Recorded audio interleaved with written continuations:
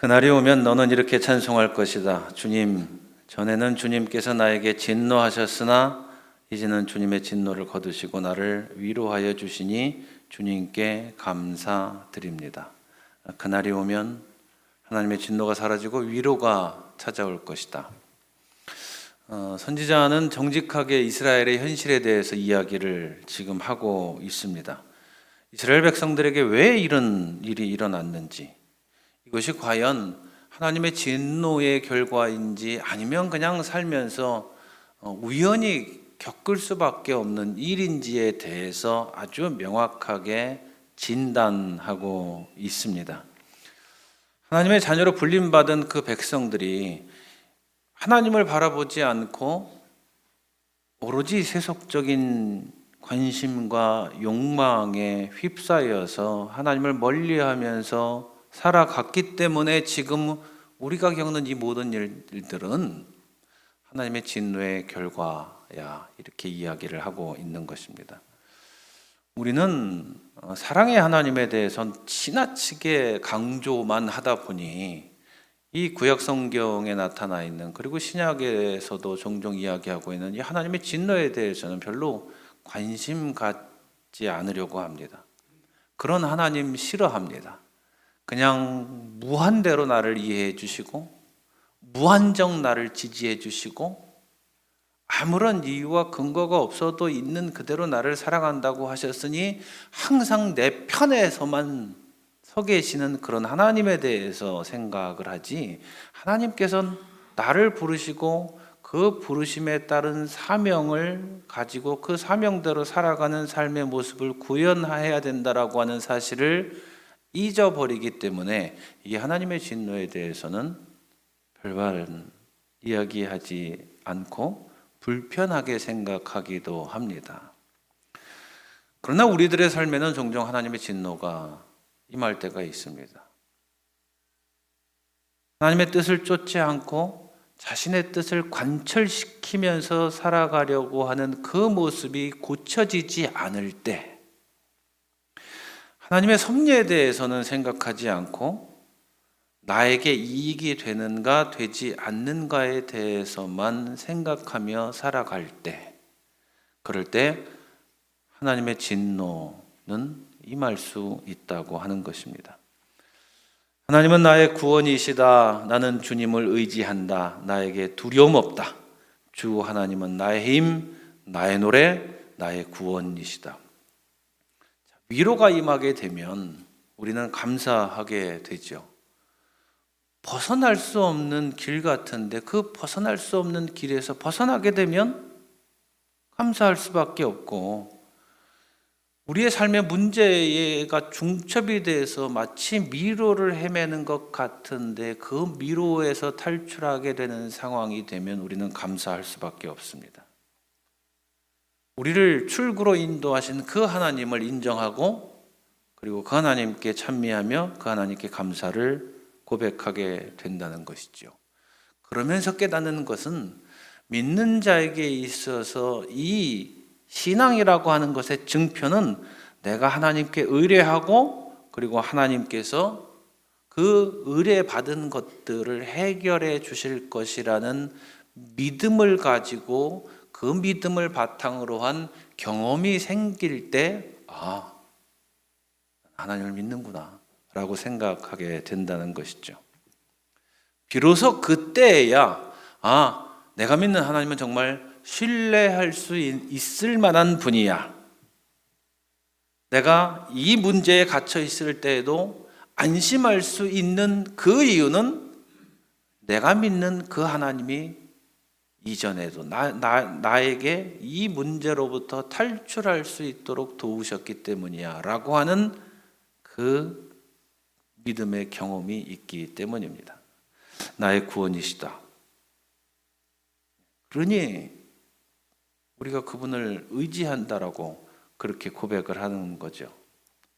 그 경험이 있기에 돌이켜보니 두려워할 일이 아니었는데 그 두려움 가운데서도 나를 지켜주셨고, 그 경험이 있으니 나는 앞으로도 이 두려움에 다시 한번 빠지더라도 거기에 함몰되지 않고 주님을 바라보면서 끝없이 걸어갈 거야. 내가 힘을 내야 할 때, 아무것도 해결되지 않을 것 같은 그 순간에 그분만이 나의 노래가 되시는 분이야. 내가 그분을 찬양하는 그 이유는 사방이 막혀서 깜깜한 것 같은데 그럼에도 불구하고 그분께서는 분명히 나를 빛 가운데로 인도하신다라고 하는 그 사실을 인정하고 믿기 때문에, 외롭고 두려운 순간에 누군가에게 의지하고 싶고 누군가에게 인정받고 싶어서 몸부림을 칠 때 우리는 그 순간에 사람을 신뢰할 수 없다는 깨달음을 얻게 됩니다. 잠시 나에게 그 짧은 순간 내 안에 있는 것들을 털어버린다라고 생각하지만 그것이 화살이 되어서 나에게 돌아올 때가 많음을 또한 경험하고, 나를 오히려 무시하고 나를 오히려 낮춰보는 대상이 된다는 사실도 깨닫게 됩니다. 그렇게 우리는 누군가에게 우리의 속을 털어놓을 수가 없습니다. 결국 우리의 속을 털어놓고 나의 힘이 되신 분은 당신밖에 없습니다. 내 어둠의 상황에서 노래를 부를 수 있는 그 이유도 당신밖에 없습니다. 당신은 나의 힘이시고 당신만이 나에게 기쁨을 회복할 수 있게 하시는 분이십니다 라고 고백하게 된다는 것이죠. 너희가 구원의 우물에서 기쁨으로 물을 기를 것이다. 이것이 하나님의 일하심을 경험한 자녀들이 공통적으로 가지는 경험입니다. 물은 성경에서 기쁨 혹은 생명으로 표상되기도 합니다. 갈증이 막 날 때 물 한 잔 딱 마시면 이렇게 표현하죠. 살 것 같다. 갈증이 나던 그 상태로 우리가 살아가다가 변하여서 갈증이 해소된 상태로 갔을 때에 우리의 내면에는 어떤 것이 가득 차 있습니까? 안도, 안심, 더 나아가 기쁨, 더 나아가 감사가 우리의 내면에 찾아오게 되지요. 이 내면의 경험을 해보지 못한 사람은 결단코 그분을 살아계신 나의 하나님이라고 고백할 수 없게 됩니다. 그날이 오면 너희는 또 이렇게 찬송할 것이다. 주님께 감사하여라. 그의 이름을 불러라. 그가 하신 일을 만민에게 알리며 그의 높은 이름을 선포하여라. 하나님이 내 삶에 임하셨다라고 하는 그 경험을 가지게 된 하나님의 자녀는 그 일을 선포하게 됩니다. 그런데 이 일은 선포한다는 것은 세상을 향하여 선포하는 것이 아닙니다. 하나님을 믿는 다른 지체들에게 선포하는 것입니다. 세상을 향해서 소리를 지르고 하나님이 나에게 이렇게 하셨어 라고 말하는 것이 아니라 나와 동일한 경험을 하고 나와 동일한 삶의 궤적을 가지고 나와 동일한 믿음의 대상을 가진 그 믿음의 지체들에게 하나님께서 나에게 이렇게 하셨어. 하나님께서 나를 이렇게 일으켜 세우셨어. 하나님께서 나에게 이런 도움을 주시고 이런 지혜를 주셔서 이런 상황에서 내 삶이 무너져 내릴 것 같은데도 불구하고 나는 무너지지 않고 결국 일어나게 됐어 라고 믿음의 지체들에게 이야기하는 것입니다. 그렇게 교회로 모여서 우리가 세속적인 이야기하는 것 상당히 조심해야 합니다. 함께 모여서 정치가 어떻네, 경제가 어떻네, 정치인이 어떻네, 그거 영적 공동체의 모습 아닙니다. 특히 아파트 값이 어떻네 이런 얘기, 그거 교회로 모였을 때 그런 세속적인 이야기 하지 마십시오. 우리가 영적 공동체를 이룬다라고 말할 때의 모습은 지난 시간들 가운데에서 하나님께서 나에게 어떤 도움을 주셨는지, 지난 시간들 가운데서 하나님께서 나를 어디로 인도하셨는지, 지난 시간들 가운데에서 하나님께서 나에게 어떤 지혜를 부어주셨는지, 지난 시간들 가운데에서 하나님께서 어떤 소망을 바라보고 걸어가게 하셨는지에 대해서 이야기하는 것, 그럴 때 바로 교회는 영적 공동체가 된다고 하는 것입니다. 주님의 이름을 부른다라고 하는 것은 동시에 내가 누구인지를 안다는 뜻입니다. 사람들하고 이야기를 해보면 조금 여유를 가지고 긴 시간을 가지고 교제하면서 이야기를 하다 보면 그 사람의 삶의 모습이 어떠한지가 드러납니다. 대화의 주제를 보면 알지요. 어떤 사람은 정치에, 어떤 사람은 경제에, 어떤 사람은 자녀에, 어떤 사람은 성공에, 어떤 사람은 관계에, 많은 것들이 묻어납니다. 그러나 그 대화들 가운데 하나님이 빠져 있다면 나를 믿는 사람이라고 그리 간단하게 이야기하기 어렵다고 하는 것입니다. 나는 이 일을 했어. 이 정도 해냈어. 나는 이 정도 지위에 올랐어. 이렇게 해서 나는 돈을 벌었어. 교회로 모여서 그런 이야기를 한다면 정말 저 사람은 예수 믿는 사람인가? 이 일을 하는 가운데 하나님께서 나에게 어떤 감동을 주셨고 어떤 목표를 주셨고 어떤 목적을 부여해 주셨는지, 이런 삶의 경험들 가운데 하나님께서 나에게 깨닫게 하시는 것이 무엇이었는지, 이런 관계들 속에서 내가 하나님의 자녀로서 어떤 모습을, 어떤 태도를 보이면서 살아왔는지에 대해서 이야기하지 않는다면 하나님의 자녀라고 말하기 어렵다라고 하는 것입니다.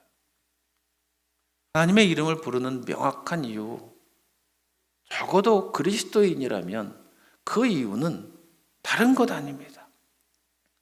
선택의 기록 가운데 하나님께서 나를 도우셔서 지혜를 주심으로 말미암아 이런 선택을 했고, 이런 선택에 따른 결과에 대해서 내가 어떻게 기뻐했고 어떻게 대처했고 어떻게 해결했는지, 삶 가운데 두려움이 엄습해 오는데 그 상황에 내가 아무것도 하지 못하는 그때에 하나님께서 내 마음에 어떤 위로를 부어주셨는지,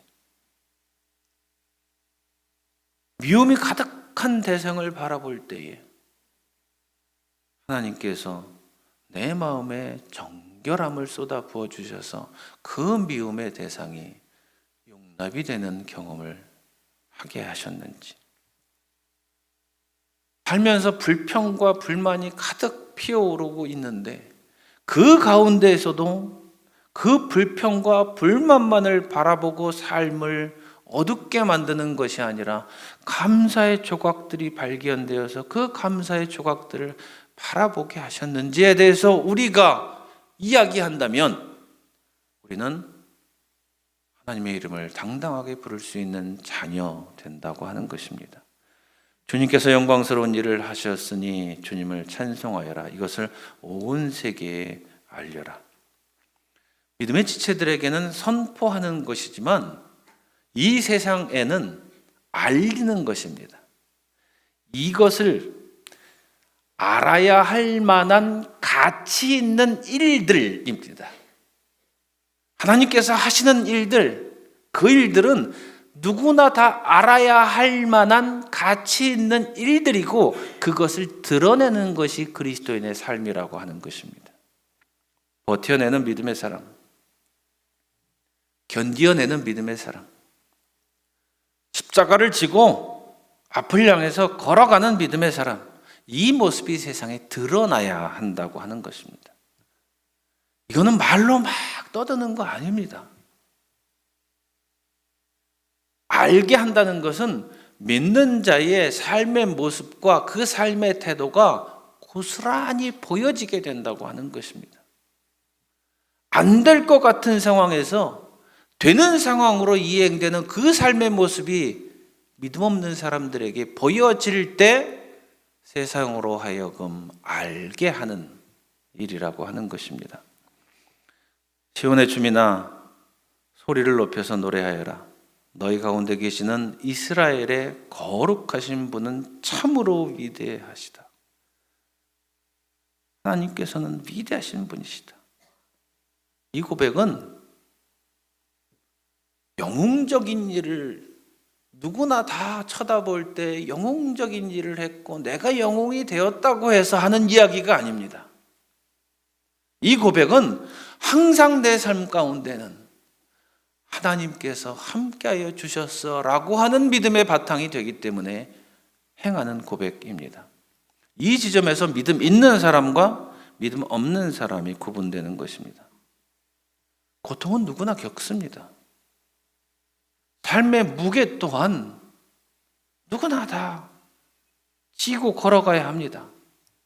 그러나 믿음의 사람은 십자가를 지고 이 고통의 삶 가운데 분투하며 목적지를 향해서 나아가는 사람이고, 그 과정 가운데 가져야 하는 인내의 모습, 동시에 기쁨과 희락을 누리는 모습을 지닌 사람이라고 하는 것입니다. 그래서 빌립보서에서는 이렇게 말하고 있는 것입니다. 주님 안에서 항상 기뻐하십시오. 다시 말합니다. 기뻐하십시오. 에이, 어떻게 항상 기뻐해 사람이. 늘 결핍에 시달리고 늘 부족한 것들을 바라보면서 헛된 욕망을 쫓아가는 믿음 없는 사람들은 이 말 절대로 이해할 수 없습니다. 삼시세끼를 못 먹어서가 아니라 내 입에 달디 단 것이 지속적으로 들어오지 않으니까 결핍을 느끼고 있는 것입니다. 그런 세대 아닙니까? 끊임없이 타인과 자신을 비교합니다. 쟤는 이렇게 됐는데 너는 이게 뭐니? 쟤는 어디를 갔는데 너는 이게 뭐니? 라고 하는 마음으로 자녀를 바라보고 있지는 않습니까? 또 스스로도 저 사람은 이렇게 했는데, 이만큼 이뤘는데, 이만큼 가졌는데, 그래서 저렇게 대단하게 사는 것 같은데, 아이고, 내 인생은 뭐지? 이런 사람의 마음에는 항상 나는 부족해, 난 더 필요해, 나는 더 가져야 돼, 이런 욕망에 시달리게 되니 어떻게 삶의 기쁨의 조각들을 발견할 수 있겠습니까? 우리의 생에 어떻게 아쉬움이 없을 수 있습니까? 부족함이 없을 수 있습니까? 그런 순간에 믿음의 사람은, 믿음 없는 사람은 결핍에 시달리고 욕망에 쫓겨서 힘들어하고 괴로워하고 무너져 내려가는 삶을 살지만, 믿음의 사람은 이 말씀을 기억합니다. 아무것도 염려하지 말고 모든 일을 오직 기도와 간구로 하고 여러분이 바라는 것을 감사하는 마음으로 하나님께 아뢰십시오. 그리하면 사람의 헤아림을 뛰어넘는 하나님의 평화가, 이렇게 바꾸면 정말 좋으시겠죠. 아무것도 염려하지 마. 그냥 너 여기 와서 한 3,000배 하고 한 3억 갖다 바치고 주실 줄 믿습니다. 그러면 네가 생각하지 못하는 방식으로 내가 거기에 100배 해줄게. 걱정하지 마. 이렇게 쓰여 있다면 아마 모든 사람들이 미친 듯이 그 일을 할 겁니다. 그런데 성경은 그렇게 얘기하지 않습니다. 아무것도 염려하지 말고, 염려와 걱정이 제로가 된다는 것이 아닙니다. 염려와 걱정을 제로로 만들기 위한 준비가 되는 그 선에 서게 되었다는 것입니다. 그리고 그 선에 서기 위해서는 기도와 간구가 필요한 거고, 하나님 앞에서 나를 도와주시는 그 하나님 앞에서 감사한 마음으로 하나님 앞에 내가 필요한 것들을 아뢰기 시작한다는 것입니다. 필요한 것들이 있는데 아뢰지 않는다는 것 말이 안 되죠. 아뢰야 됩니다. 그런데 우리에게 주시는 첫 번째 것이 무엇이냐면 사람의 헤렘을 뛰어넘는 하나님의 평화를 주신다고 하는 겁니다. 사람이 혼란스럽고 멍해지죠? 바른 선택할 수 없습니다. 독선에 휩싸이고 아집에 휩싸이고 욕망에 휩싸이죠? 최악의 선택을 하게 됩니다. 그게 사람입니다. 그러다 마음의 평화가 스며들기 시작하면 냉정하게 자신의 상황을 바라볼 수 있게 되고, 그리고 그 상황 가운데서 하나님께서 바라시는 것이 무엇인지를 알게 됩니다. 결국 바른 선택을 하게 되고 그 바른 선택으로 인하여 열매를 손에 쥘 수 있게 된다고 하는 것입니다. 그것이 믿음의 사람. 그렇기에 우리는 한마디 말로 항상 단언하는 것입니다. 이 믿음에 기초하여 믿음의 사람은 항상 승리합니다라고 선포하게 되는 것입니다. 그리고 이 승리를 맛본 자만이 하나님의 이름을 찬미하게 된다고 하는 것이죠.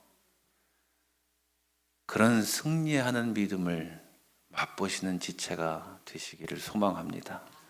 우리가 거룩하신 분의 이름을 항상 찬미하는 자녀 되어서 그분이 주시는 평화 가운데 열매 맺는 지체들 되시기를 우리 주 예수 그리스도의 이름으로 축원합니다.